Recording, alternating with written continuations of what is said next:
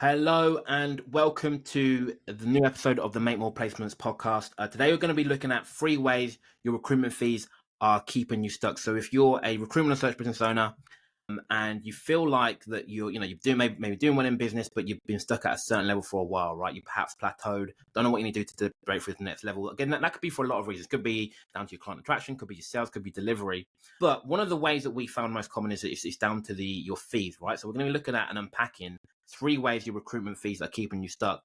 Before we dive into the main content, I want to say if you're listening live on either in the Facebook or the Make More Placements Facebook community or LinkedIn, or YouTube, if you write the word live in the comments, give us a like and a comment just to let us know that you're tuning in live. Always good to hear from you. Quick word from our sponsors as well. This episode, like all our episodes, is sponsored by Placement Box. Placement Box is the world-leading AI-powered client attraction tool built specifically for recruitment, staffing, and executive search business owners, and it's packed full of purpose-built client attraction tools ready to plug and play into your business so you can start attracting clients the same day that you sign up. Again, it's a tool that we use in our own business, tool that we recommend to all of our clients as well. And if you go to placementbox.io right now, you can sign up for a free trial so you can test out the software, test out all the strategies inside and see if it works for your business before you commit to anything. So that's placementbox.io. Again, so just to dive into it, right? 3 ways your recruitment fees are keeping you stuck, right? Again, if you want to know more about winning clients for higher fees, if you type the word fees in the comments, we'll message you a free video and a PDF training manual that shows you what's working well for the recruitment and search business owners that we help. But Terry, look, let's dive right into the content, right? So 3 ways your recruitment fees are keeping you stuck. So again, it's going to dive right in, right? Number one way is that your fees dictate the quality of clients that you work with, right? So the fees that you charge in your recruitment or search business are dictating the quality of clients that you work with. Terry, can you expand on that? Explain more about what we mean when we say that. Yeah, so look, whether you're recruiting at fees of 5,000 of your local currency or 50,000 of your local currency, the actual recruitment process in of itself is pretty much the same. But you can work and get a fee of 5,000. You can work and get a fee of 50,000. By the way, that's your choice. It's a choice that you make. What level that you work at. What we know is that for business critical roles, if you were to ask the hiring manager this question, I can either get you the best candidate or I can get you the cheapest candidate. I can't get you both. From your point of view, Mr. or Mrs. Hiring Manager, what's more important to you, the best candidate or the cheapest? For a business critical role, the hiring manager says, hell, I want the best.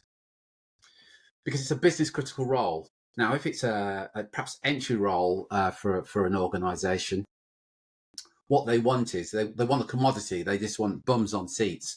There's nothing wrong with recruiting that level, but you have to accept that at the lower level, entry level, it's more of a commodity and it's less business critical. So often at the lower end, what they're saying is, look, we want 10 candidates in here pretty quickly, and we want them as cheaply as possible, because it's not a business critical role, rather than, let's say, an FD or an MD or CRO officer or whatever. Those kind of senior business critical roles. Now they want the best candidate. Does that make sense, Drew?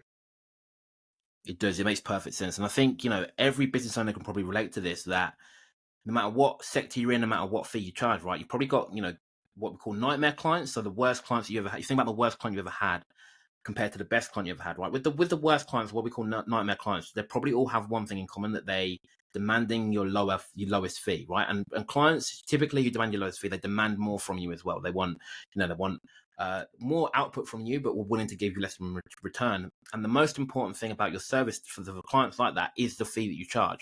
On the flip side, we've got clients who, of course the fee's important, but they, above the fee, they value the quality of service they're going to get and the quality of candidates they're going to get. Now, these clients for you as a business owner are going to be more enjoyable to work for. And again, it just dictates it's not necessarily it's the same for every type of client, but in general, like the fees that you charge dictate the quality of clients that you work with. Terry, does that make sense? Makes perfect sense. And we've all worked with clients or spoken to clients where you give your fee and they're saying things like, can you do anything about your fee? I can get this cheaper down the road. And those price buyers, they're commodity buyers. They just want the cheapest price. They just want the cheapest recruiter. If you're happy doing that and you want to be the cheapest recruiter, my attitude is that's absolutely fine. But you need to acknowledge that your fee dictates the quality of the clients that you're working with. If you're working with price buyers, I think it's worth bearing in mind, but price buys have got no loyalty. So if you're going to do it for 15% and Yeah, I come along and I say I'm going to do it for 14.5%, I'm probably going to get the business because all they want is the lowest price. So there's no loyalty there whatsoever to anybody. They've got no interest in you making a profit. They purely want the lowest fee they can possibly get. You need to acknowledge what's going on there. 100%. So just to round off, if you want to attract better quality clients, again, that's one of the things that people come to us often. One of the quick fixes for that is to start charging a higher fee. So let's move on to number two. So number one is the fees dictate the quality of clients you work with, right? So if you, and again, just to recap, the quality of clients you work with, you're working with nightmare clients all of the time. They'll keep you stuck. They'll keep your revenue stuck at a certain level. They'll suck the enjoyment out of what you do as well. Number two is that the fees dictate the amount of effort it takes to hit your revenue goal. So the fee that you charge dictate the amount of effort it's going to take you to hit your revenue goals. Terry, again, can you explain what we mean by that and just expand on that a bit? Yeah, look, we've got clients that will do 60, 80, 100,000 in a month in fees. In fairness, they're only doing, 2 placements a month, but they're getting fees of 30, 40, 50,000. We also work with clients who are getting fees of 3 or 5,000. So to get to 100,000, they need to do 20 placements. So they need to do 20 times as much work to generate as much income as the individual that's only doing 2 placements, simply because of the fee. So if your goal, and I would encourage your goal to be to have a profitable business and get to your revenue goal, you'll get there quicker the higher your fees are. You'll get higher fees the further up the food chain you work. So rather than recruiting, let's say at 30,000, if you were to recruit at 150,000 or 130,000, kind of makes sense. You're going to get more. So, and when you know you're going to be getting fees of 30, 40,000, the effort that you take to put into that role is great. It's understandably, here's a job that you may get a fee of 3,000. Here's a job you may get a fee of 30,000. Human nature dictates you're going to spend more time. It makes more sense to work on that fee of 30,000 because the return you're going to get. And what we find as well, when we talk to recruiters every day of the week, they tend to find the more senior roles more enjoyable. And some argue, and I would agree with it as well, that it's actually easier to recruit at the more senior level. What are your thoughts on that, Drew? Yeah, 100% agree. I think, without a doubt. So we've worked with recruitment search business owners all over the world in, in various sectors, multiple levels, right? And I think without a doubt that the higher up the food chain you go in terms of salary, which obviously then dictates the fee you get as well, the easier it is to fill the role. In simple terms, going back to the original point, I think if your goal was to say do $1 million or £1 million in revenue, right? Doesn't matter what it is. And in fact, let's take it away from recruitment. If you want to generate £1 million or $1 million, right? What would you prefer? Would you rather, let's say you're selling houses, for example, would you rather have to sell 5 houses at 200K or just one house at $1 million, right? Again, it's easier, it's more simple to sell this one thing at $1 million than it is to have to do multiple houses, let's say, at 200K, right? And I think one of the things that people don't realize, and again, it took me a while to sort of grasp this as well, is that when you look at what goes into you making a placement or what goes into you winning a client, right? When we're talking about, the outreach you have to do, the volume of outreach, the marketing costs, the software costs, the cost of the team that you have to bring in, if you need to bring in the team, it's the sales activity you need to do, the cost delivery, right? All these things, no matter what level you're recruiting at, effectively stay the same, right? So, Yeah. and so if you think about the effort that you're putting in, just to the effort you're putting in to make a placement, if you were getting 10 times, 5 times more for that single placement, like obviously you'll hit your revenue goals a lot faster. And again, going back to the original point we said, that, point number one, and like Terry said, these clients that you get at this level are going to be more enjoyable, going to be a better quality of client to work with. And often as well, we all most recruiters are big fans of referrals, right? We all, one of the ways we grow our business is going to be through referrals, right? You're going to, when you work with a client of that caliber at that level, they're going to refer more clients who fit that mold as well. So again, it just streamlines the whole entire process and makes your business significantly easier in terms of sales, marketing, and delivery. Is there anything you'd add to that? Yeah, 100%. No need to add. You've hit the nail on the head there, Drew. 100%. Yeah. Awesome. So let's move on to number three. So number three is the fee. Your fees impact your profit margins and cash flow. So your fees impact your profit margins and cash flow. Terry, Can you just expand on that and I guess why that's so important to recruitment and search business owner? Yeah, there's a couple of points here. One of the questions that I keep saying this, but we talk to recruiters every day of the week. And one of the questions we often ask is, do you know what your cost per placement is? And often the response we get is, I don't know what you mean by that. What we mean by that, let's say your fixed costs, hypothetically, are 10,000 a month.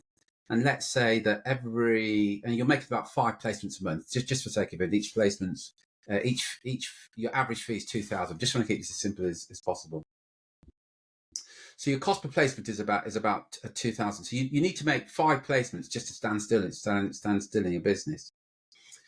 Well, if your average placement is 2,000, you're making 5 placements a month, you're literally standing still. You're just getting by.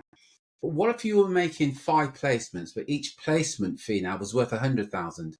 Your fixed costs remain the same, but now each month you're generating 10 times your income you were generating previously.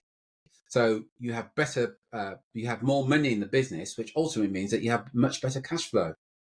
And we've all been there as business owners. I don't care how long you've been in business, especially at the beginning. We've all been there where there's been challenges around cash flow. And you know that if you just get more money into the business, you wouldn't have these challenges. Well, one of the ways you can get more money into the business, if you were to get higher fees, so rather than getting fees of 2,000 or 3,000, you're getting fees of 20,000 or 30,000. Because it makes things so much easier. And I keep repeating this. It's the same amount of work whether you get a fee of 30,000 or 3,000. So it has such a massive impact on your profits and cash flows, because ultimately the cost of delivery remains about the same. Thoughts on that, Drew? Yeah, 100%. You hit the nail on the head. I've got nothing really unique to add. Again, just to reiterate, the cost of delivery, and again, just to make clear where we're getting this data from, like this isn't guesswork. We've worked with recruiters all over the world, different sectors, different levels. The cost of delivering on a placement, right? And again, I'm including like the marketing, sales cost, and the cost of delivery, right? Software, all that stuff we mentioned before.